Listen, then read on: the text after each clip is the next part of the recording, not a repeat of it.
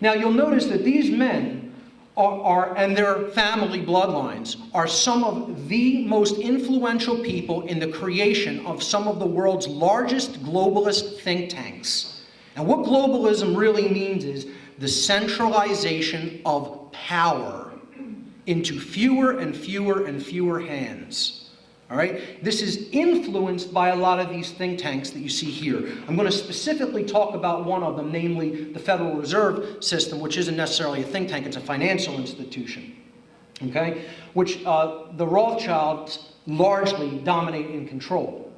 But again, these men here, Morgan, Astor, and Rockefeller, or what I would call, and many other researchers into this field of research would call, agents of the Rothschild dynasty. Okay, this entrenched and foreign banking dynasty that ultimately controls the central banks of the world, including the Federal Reserve System here in the United States. Okay? They're also, again, very influential people who paved the way for things like the United Nations, the Royal Institute for International Affairs, the Council on Foreign Relations, which is right here in New York City, the Trilateral Commission, and the Bilderberg Group. I want to get into specifically, again, Morgan's influence in changing his connection to the Rothschild dynasty and his influence in changing the way publishing houses printed information.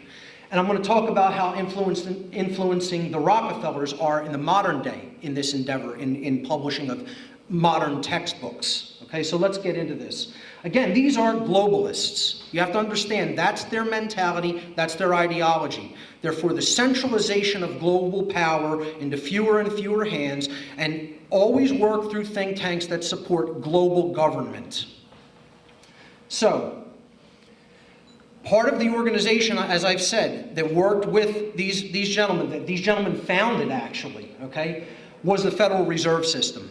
Part of the research into this was the connection between the Morgans and the people who own the Federal Reserve System. And the Morgans are some of the owners of the Fed. The Morgans, the Rothschilds, the Schiffs, you know, many other influential financiers and bankers in the early, late 19th and early 20th centuries. So this is an excerpt of a document that tried to track, it was actually commissioned by the House of Representatives, and it tried to track who owned the Federal Reserve System, because it's not a governmental institution, it's a private banking cartel.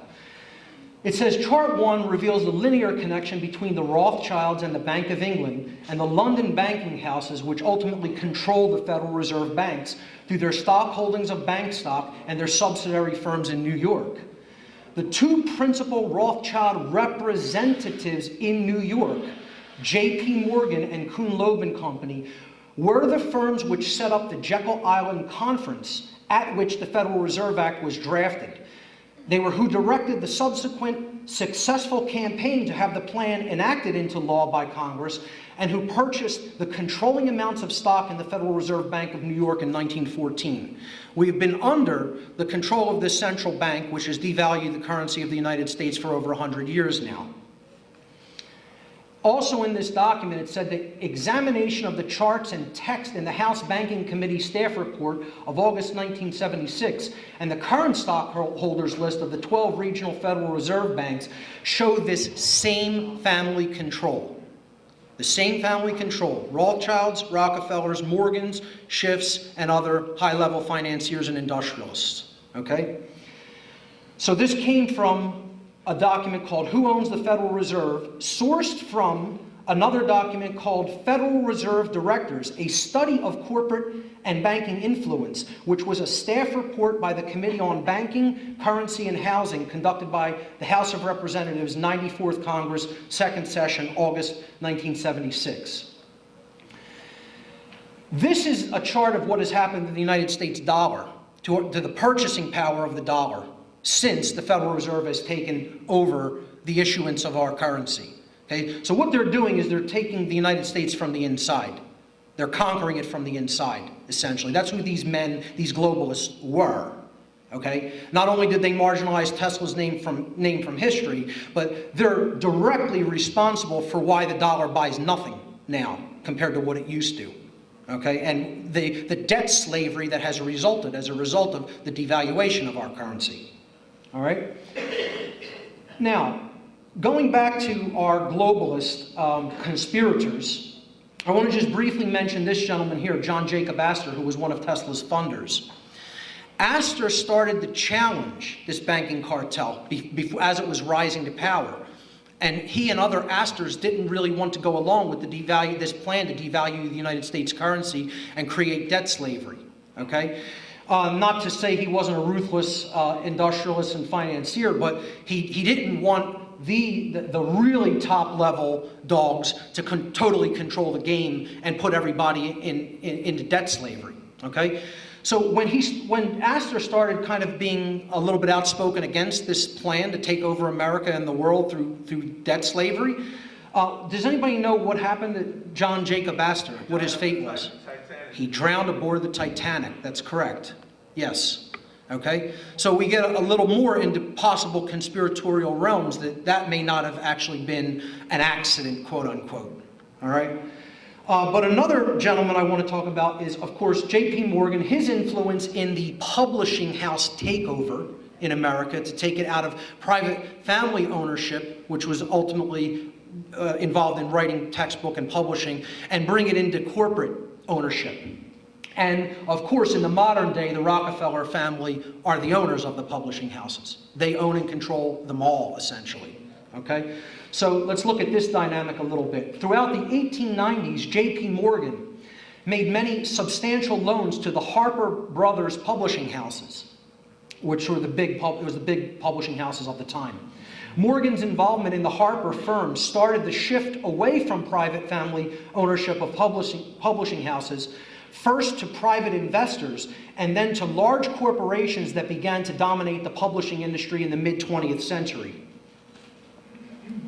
Today, the Rockefeller family own and control 3 out of the big 4 school textbook publishing houses, including Simon & Schuster, HarperCollins, and Random House. The 4th is Pearson, who the Rockefeller family does not outright own, but they largely influence. Okay? The Rockefeller family also owns McGraw-Hill Publishing, Little Brown & Company, Macmillan Company, Viking Press, Saturday Review, Business Week, and Book of the Month Club, among many others. They totally dominate publishing, and they were agents of the Rothschilds and Morgans during the time of the turn of the 20th century and leading right up into the 20th century and beyond. Okay? These globalists are who control those publishing houses. And what other industry do they control? Oil. They're the owners of big oil. Okay? When you think of the name Rockefeller, you think Standard Oil immediately. Okay? So they have no interest whatsoever in a collapse of their dynastic wealth, okay, in favor of free energy technologies. You know, when Tesla told people he was going to light up the entire world and give it free energy free of charge, that's the last thing that these globalists wanted. The absolute last thing they wanted. Okay? So they did everything in their power not only to stop the technology from being manifested, but to wipe Tesla's name out in any way they could. And it's ultimately to maintain control over this planet. Because they do have control over this planet. They're the people who control Earth. Why do they control Earth? Very simply. They control energy. Everyone needs energy to live. And if people remember nothing else that I say here today, or accept nothing else that I say here today, understand this. The control of energy is the control of human beings. It's the control of people. That's what people have to understand about all of this.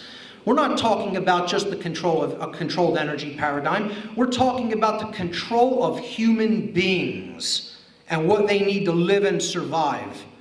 Or in other words, slavery. Let's just stop euphemizing. There's too many people who euphemize things, and they don't want to call things what they really are. The control of energy is called slavery. Okay? Whether anybody accepts that or not, that's what it is. And we need to stop euphemizing and say things the way they really are, unapologetically. And that'll be my role. If no one else will do it, I will. Okay? So most people, unfortunately, again, this may be uncomfortable for people to hear, most people in the free energy movement still don't understand the free part. They don't understand the free part of that equation. All right? They get the energy part. They're very, very clear about that. But the free part, they have a hard time with. Okay? In two ways I'm going to talk about that. Why do people not understand the free part? Their mind is under control. Their brain is in a cage. Okay? And that is because of the availability of information that they are exposed to.